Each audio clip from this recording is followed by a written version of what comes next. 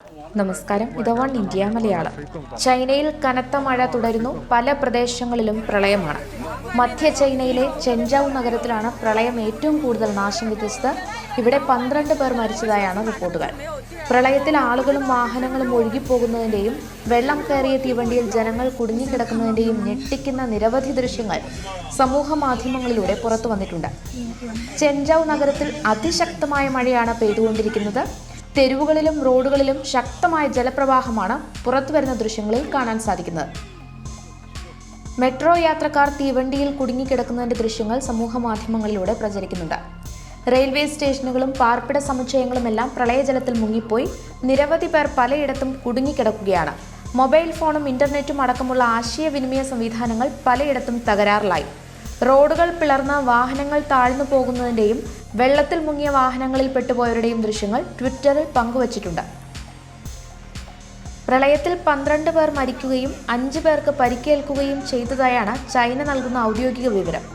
എങ്കിലും ഇതിനേക്കാളേറെ വലിയ ദുരന്തമാണ് ഉണ്ടായിരിക്കുന്നത് എന്നാണ് സമൂഹ മാധ്യമങ്ങളിലൂടെ പുറത്തുവരുന്ന ദൃശ്യങ്ങളിൽ നിന്നും വ്യക്തമാവുന്നത്. അതേസമയം ഇന്നലെ ചൈനയിൽ കനത്ത മഴയെ തുടർന്ന് 2 അണക്കെട്ടുകൾ തകർന്നതായി റിപ്പോർട്ടുകൾ വന്നിരുന്നു.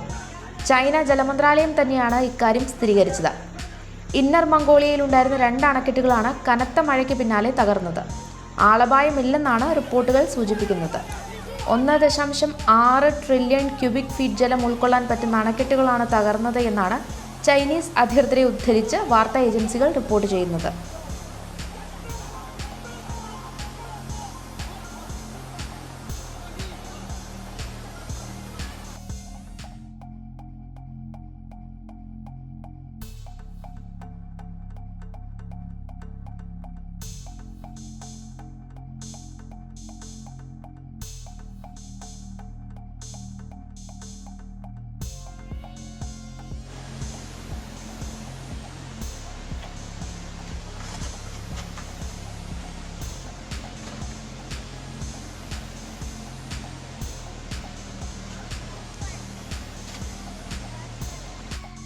谁机器了？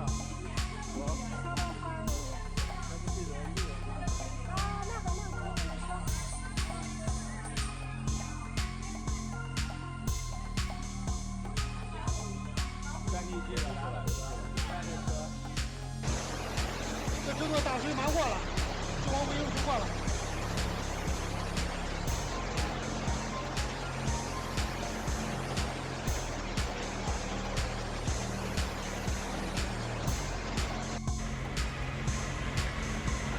കൂടുതൽ വാർത്തകൾക്കായി ഇന്ത്യ മലയാളം സന്ദർശിക്കുക, സബ്സ്ക്രൈബ് ചെയ്യും.